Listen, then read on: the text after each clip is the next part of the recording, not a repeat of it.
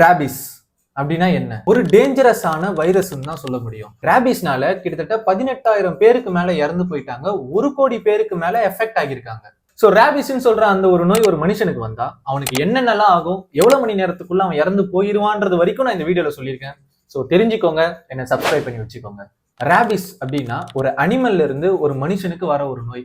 இது எந்தெந்த அனிமல்ல இருந்து வருது அப்படின்னா முக்கியமா 80% வரைக்கும் இந்த நாய்கள் மூலயமா மனுஷங்களுக்கு பரவுது. அதுக்கப்புறமா தான் இந்த குரங்கு, பூனை, பேட்ஸ் இது மூலயமா ஒரு 20% பரவுது. இப்போ ஒரு நாய்கிட்ட இருந்து ஒரு மனுஷனுக்கு ராபிஸ் வந்துருச்சுன்னா நீங்க எல்லாம் என்ன நினைச்சிட்டு இருப்பீங்க, எங்கன்னா கடிச்சிருக்கும், சோ அதனால வந்திருக்கும்ட்டு. ஆனா அது மட்டும் கிடையாது. இப்போ ஒரு நாயை நீங்க கொஞ்சிட்டு இருக்கீங்க, பதிலுக்கு அந்த நாய் உங்களை நக்கும்.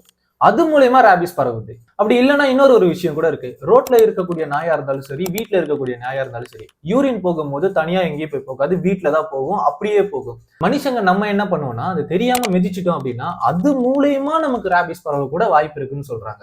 இப்போ ஒரு மனுஷனுக்கு ராபிஸ் நோய் வந்துருச்சு, ஆனா அவர் ட்ரீட்மெண்ட் எடுக்காம இருக்காருன்னா ஆளு 2 மாசத்துல அவுட்.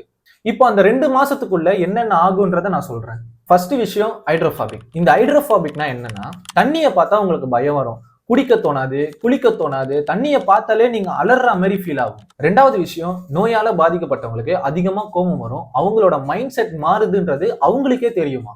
3வது விஷயம், வாயில இருந்து ஆட்டோமேட்டிக்கா எச்சி வடியுமா. அதுக்கப்புறம் கொஞ்சம் கொஞ்சமா தலைவலி வருமா, தொண்டை வலி வருமா, முதுகுல இருக்க நரம்பு மூலயமா மூளைக்கு போயிட்டு மூளையில இருந்து நம்மளோட ஹார்ட்டை ஸ்டாப் பண்றதுக்கான அறிகுறி நிறையவே இருக்குன்னு சொல்லியிருக்காங்க.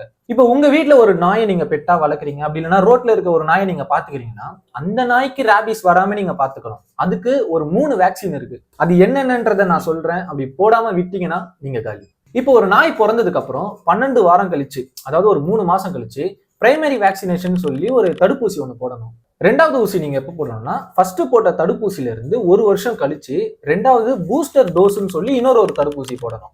3வது தடுப்பூசி எப்போ போடணும்னா, நீங்க 2வது போட்ட ஊசியில இருந்து 1 வருஷம் கணக்கு வச்சு 3வது சேஃப்டி டோஸ்ன்னு சொல்லி இன்னொரு ஊசி இருக்கு, அதையும் போடணும். இந்த மாதிரி சேஃப்டியான ஊசி போட்டு பாத்துக்கிறது தான் ஒரு நாயை ப்ராப்பரா வளர்க்கறது. அப்போதான் உங்க நாய்க்கும் சரி, இல்ல உங்க நாயினால உங்களுக்கும் சரி எந்த ஒரு பிரச்சனையும் இல்லாம இருக்கும். ஏதாச்சும் டவுட் இருந்தா கமெண்ட்ல கேளுங்க. இந்த மாதிரியான ஒரு சில இன்ஃபர்மேஷன் வீடியோக்கு என்ன சப்ஸ்கிரைப் பண்ணி வச்சுக்கோங்க. பின்னாடி யூஸ் ஆகும். நெக்ஸ்ட் வீடியோல பார்க்கலாம்.